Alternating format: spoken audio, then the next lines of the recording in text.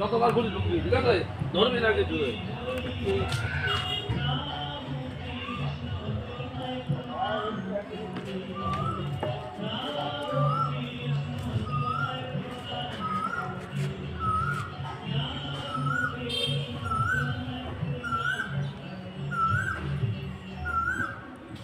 মানে আগে বৃদ্ধ মা দিয়ে মায়ের সেবা করো, তারপর মাতৃ আরাধনা করো।